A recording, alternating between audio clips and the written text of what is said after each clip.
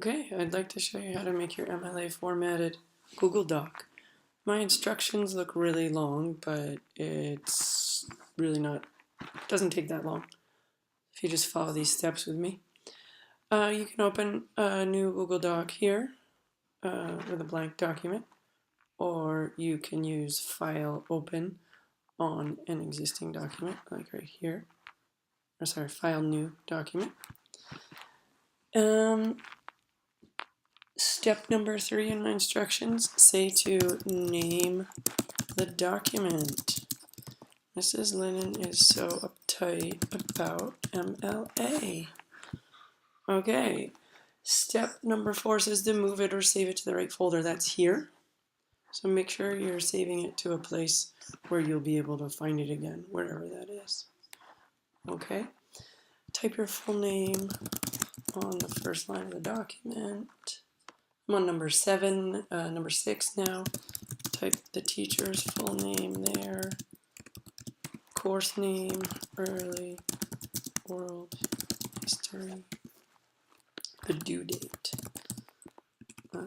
18 May 2017. And then the title. This is how to do MLA. And it says to center the title by pushing this button. Hit enter. Go back to the left side. Hit tab one time to indent it. And then I'm going to write my thesis statement here. Many of you will want to copy and paste your thesis statement. I suggest you do something called paste unformatted. How do you do that? When you go to your other document and copy it, you can do edit, paste without formatting, or you can do Shift Command V, which is just different than your normal keystroke of Command V. And the other way is you can do your double tap to get your right click menu, and you can choose paste without formatting there. What that does is it just gets rid of all your other formatting that doesn't go along with what's supposed to be in here.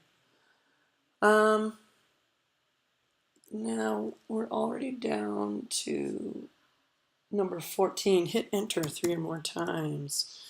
Okay. Hopefully this creates new paragraphs with a first line indent. If you didn't get that, you can just drag this over to do your first line indents. Okay. So we've got a few extra paragraphs in there now to create some space. Now let's do our header. This is number 16. Insert header. Hit enter a couple times to give it our ½ inch margin. Now we're going to insert the page number. Insert page number. Choose this one on the top left. We want it over on the right hand side, so we'll click here. I hit my arrow key one time to move it over. And then now I want to highlight this all, make it Times New Roman 12-point font. Okay, now I click down below. I'm already on to number 24 on our checklist. Now I'm going to highlight this whole document by hitting Command A. And I want this to also be Times New Roman 12-point font. I want to set up my margins, file, page setup. I still want everything selected here. So I've got my 1-inch margins already by default, portrait, letter. And now I want to double space it also. So that's in here. Format, line spacing, custom spacing. I want double spacing here and nothing there. Now sometimes it's tricky and you'll see that it still puts in spacing after your paragraph. You can go check here and it would say remove space after paragraph if it has some extra space in there. Now, let's see, I've got some extra space here. I now want to insert a page break so that I can do my works cited on the next page. And I'm going to type works cited. I'll be centering that. The next line, I don't want it centered. I actually want my hanging indent. So that's this. So setting the hanging indent to those specifications is actually number 37 on the instructions.